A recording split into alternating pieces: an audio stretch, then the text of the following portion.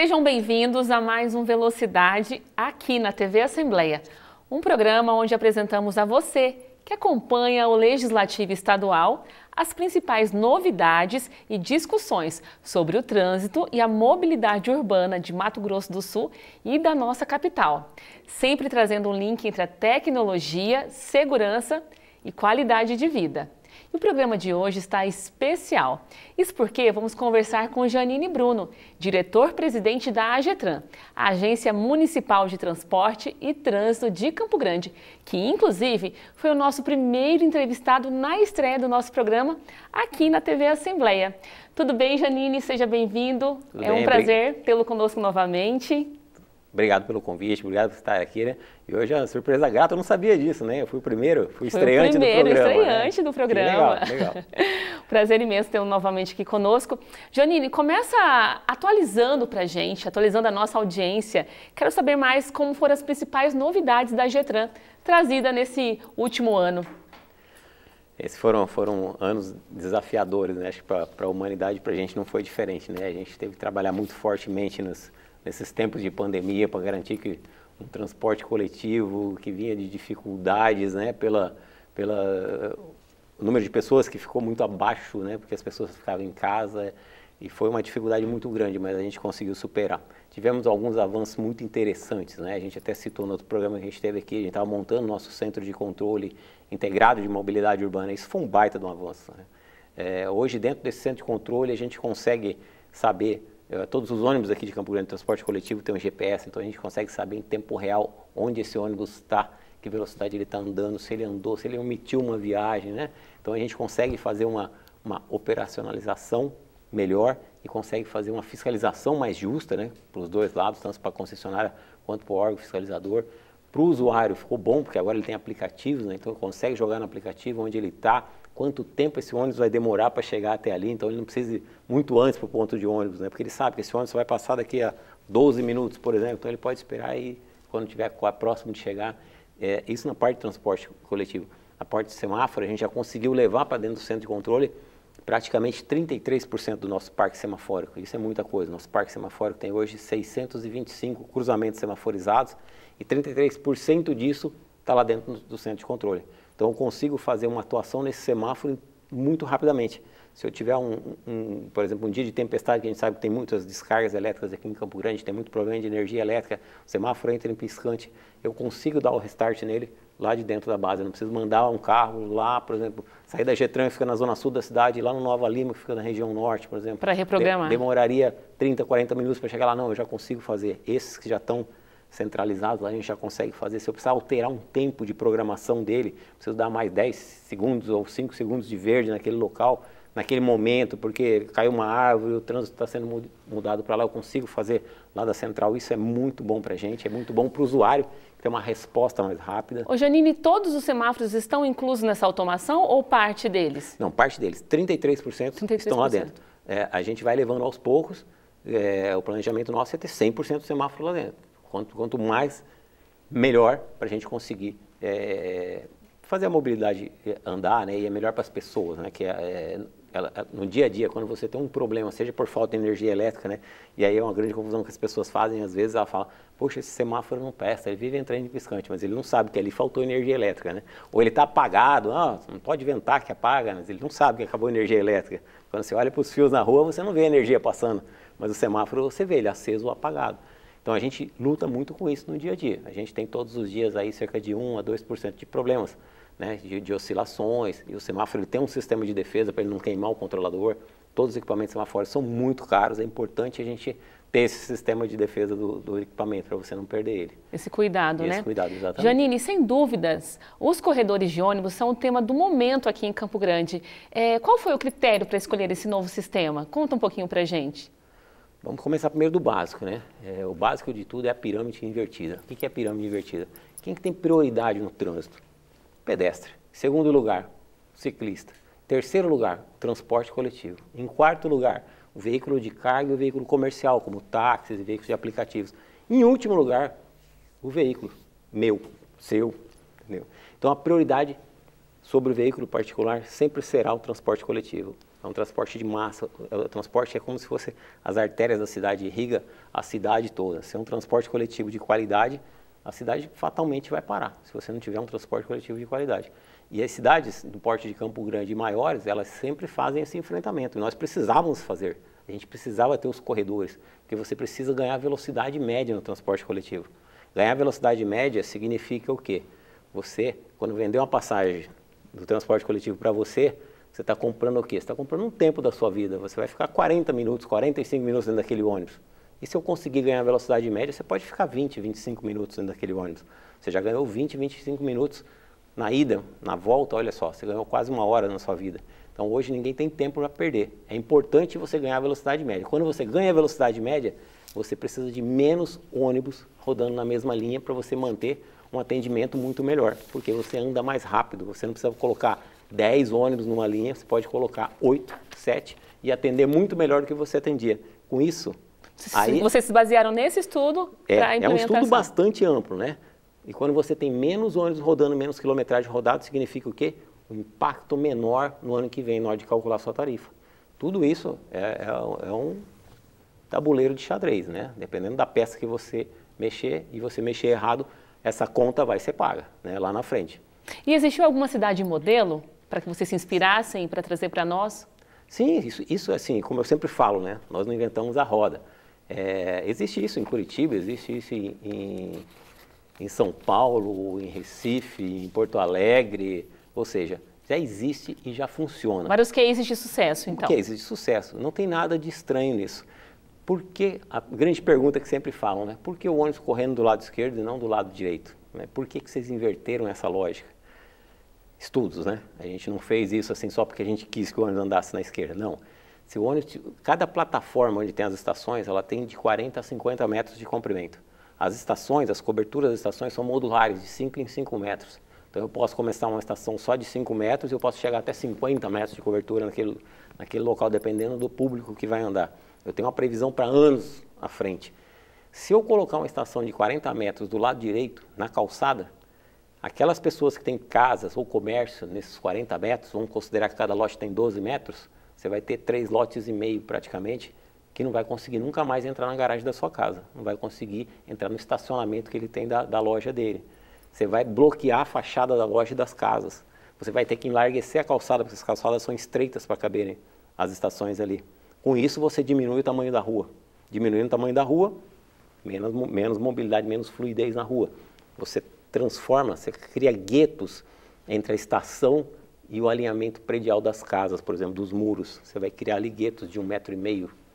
Ou seja, atrás daqueles corredores, esses pequenos guetos, você pode ter aí violência nas cidades, você pode ter alguma coisa ali, você pode ter pessoas dormindo ali, você pode ter pessoas usando ali para fazer necessidades. Imagina você morando em frente de um lugar desse. Então, assim, a gente pensou em todos os aspectos. Segurança geral. Sem contar em 2 aspectos fundamentais. Financeiro, você tem que tirar todo o posteamento de rede elétrica daquele lado e passar para o outro. Isso é caríssimo.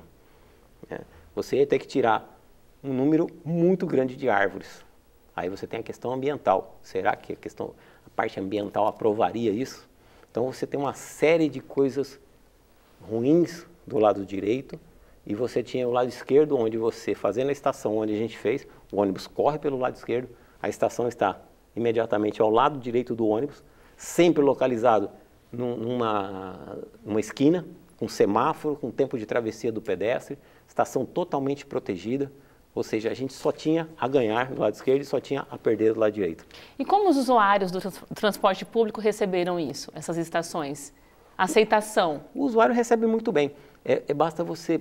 Vamos pegar o primeiro trecho que a gente inaugurou, os primeiros 3,5 km de corredores que já está funcionando, que é na Rua Brilhante. Ele já funciona há alguns meses, funciona muito bem. Já tivemos um ganho de velocidade. É isso que eu queria te perguntar. Quais locais já foram contemplados? Isso. Funcionando, Rua Brilhante. Já está quase pronto, falta ainda só fazer as estações, a parte de obra praticamente toda pronta, só falta fazer as estações, a Bandeirantes e a Bahia. Então, já você fazendo as estações, elas já entram em funcionamento. Está em obra já a Calógeras, está em obra a Guinterrans. Então, a gente já tem um avanço grande. A Rui Barbosa também, a gente já está bem avançado, também é um local que em breve a gente pode colocar em funcionamento.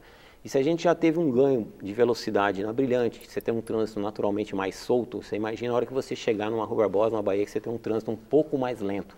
Então o ônibus vai conseguir avançar muito mais. O ônibus em Campo Grande ele tem uma velocidade média muito baixa, porque ele fica disputando um espaço com um veículo pequeno. Imagina um ônibus articulado de 21 metros disputando espaço com Uno, com Gol. Fatalmente os veículos vão sempre ganhar, porque são mais rápidos e o ônibus sempre vai estar ficando cada vez mais lento. E o transporte coletivo cada vez vai ficando pior e menos atrativo. Quando eu tenho um transporte coletivo de qualidade, as pessoas vão pensar de novo, falam, pô, vale a pena eu gastar a gasolina do meu carro? Ou é melhor eu ir de ônibus, que eu ando mais rápido e gasto menos? Você falou que é a Gunter Hans, quais serão os próximos contemplados, as próximas ruas que serão contempladas? Isso, a gente tem a Bahia Bandeirantes, que já falta fazer só as estações, a gente tem a Rua Barbosa, está em obra, já está bem avançado também, a gente tem a Gunter Hans, tem a Calógeras. Na prática, conta pra gente o que muda efetivamente para os usuários do transporte coletivo e também para os motoristas de carro, essas estações. O motorista do carro, vamos lá, vamos pegar pela Brilhante que já está funcionando. Você tem, sempre reclamam assim, você tinha 3 faixas, agora você só tem 2. Não, a gente continua com 3 faixas, só que uma faixa ela é exclusiva do ônibus. Eu estou dando a prioridade para o transporte coletivo, porque ele é um transporte de massa, porque ele leva o trabalhador para o trabalho, ele busca o trabalhador, ele faz a cidade andar. Se o transporte coletivo andar mal, a cidade anda mal. Quanto pior for o transporte coletivo, mais carro você vai ter na rua. Isso é uma lógica, não tem volta. Então, todas as cidades elas apostam muito em investimentos no transporte coletivo.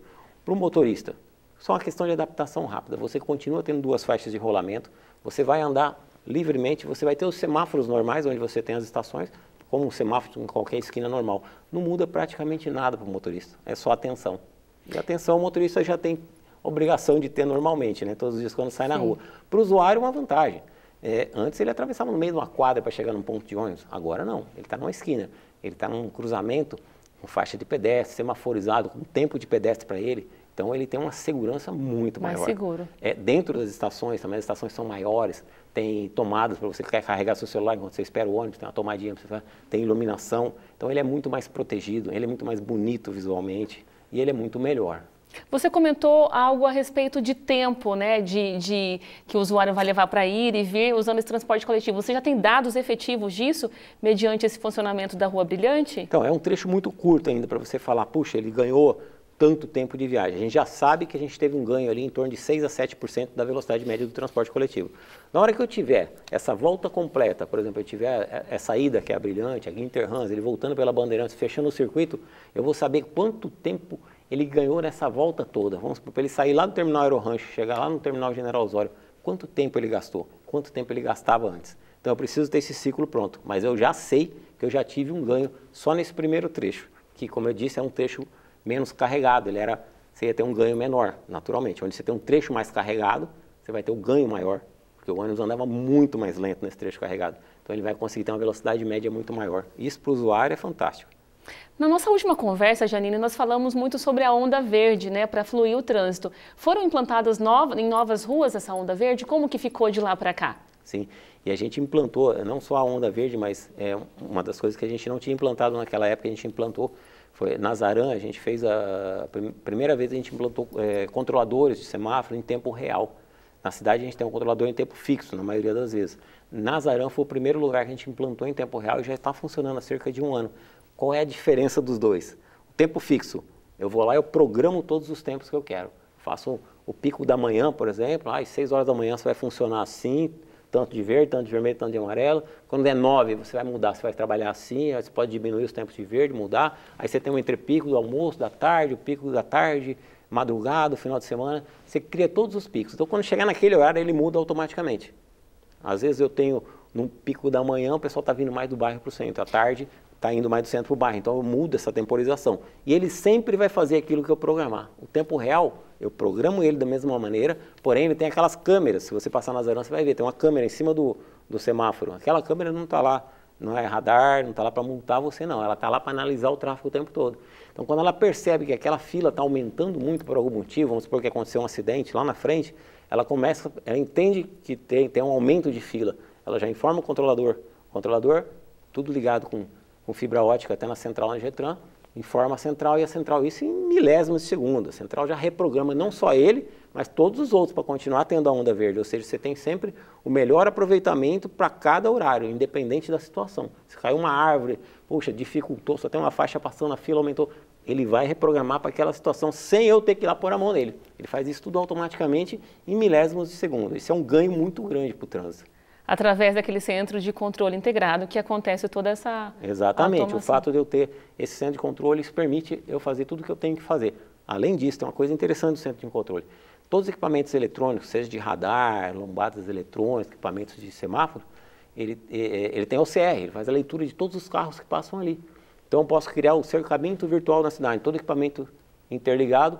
Por exemplo, se eu tiver um atropelamento com morte e o motorista fugiu, eu vou saber onde ele passou, em cada lugar desse que ele passou. Se tiver um assalto a banco, por exemplo, um sequestro, onde esse veículo passou, eu tenho tudo isso ali. Quando ele passar, já fica registrado. Então isso favorece o trabalho da polícia, isso traz segurança para a nossa cidade. Obrigada, Janine, por estar aqui conosco novamente, trazendo importantes informações e novidades que a Getran implementou nesse último ano, né? E nós voltamos já já com mais conversa com Janine e Bruno. Fique com a gente.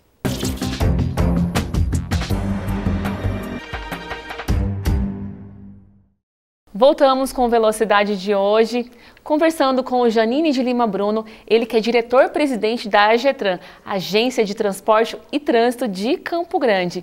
Janine, nós já falamos aqui sobre corredores de ônibus, onda verde, as tecnologias trazidas nos 2 últimos anos pela AGETRAN. E agora, nos próximos 2 anos, o que nós podemos esperar da AGETRAN? Quais os projetos? Conta um pouquinho pra gente. A gente continua na parte de transportes, a gente continua trabalhando nos corredores de ônibus para a gente concluir esses corredores e ter um ganho de velocidade, conforme a gente disse. A gente licitamos agora, até foi publicado hoje, para quem passa ali na Avenida Três Barras, tem aquela rotatória de Três Barras, Marquês de Lavradio, a gente vai fazer uma readequação viária ali, a gente começa em breve essa obra, foi licitado hoje a empresa vencedora. Então ali a gente consegue solucionar aquele problema que no horário de pico é muito ruim, incomoda todo mundo que passa por ali. A Três Barras ela se tornou uma via muito importante, né, devido a vários condomínios e a interligação da região norte com a região sul. A gente deve fazer uma readequação viária também na Tamandaré com a Euler, também já estamos com os projetos prontos, já fechando o orçamento para a gente já entrar também na fase de licitação. Também é um local bastante difícil de lidar. Acabamos de fazer a semaforização da rotatória ali da Rashid Neder, com a Rui Barbosa e a 14 de julho, que também era um ponto que você já tinha uma lentidão, já estava ruim de passar, falta de segurança, o pedestre tinha dificuldade. Então hoje já está todo mundo atravessando no seu tempo, com segurança, funcionando bem. Na parte de ciclovias, a gente vem investindo no sentido de interligar ciclovias e ampliar a malha cicloviária de Campo Grande. A gente já tem vários projetos com orçamentos e alguns até com recursos para a gente começar a fazer. Isso é muito importante.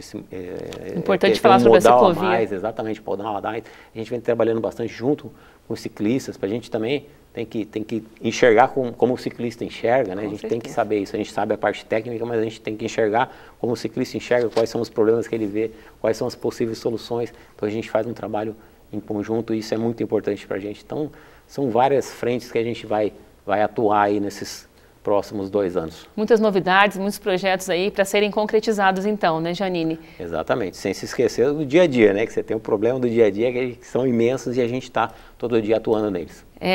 Manutenção do dia a dia e trazendo também as novidades. E as pessoas que querem entrar em contato com a Getran, querem saber um pouco mais dos projetos, como que elas podem acessar essas informações? Deixa pra gente os canais de comunicação, isso. Janine. Nós temos dentro do portal da prefeitura, tem lá a Getran, você clica, você vai abrir, você consegue ter as notícias, as informações da Getran. Tem lá o Getran Mais Digital, que a gente tem uma série de serviços digitais. Por exemplo, cartão do idoso, você precisava ir na Getran para tirar seu cartão do idoso, agora você tira do seu celular, sentado no poltrão da sua casa, ou no seu notebook, você tira o cartão do idoso.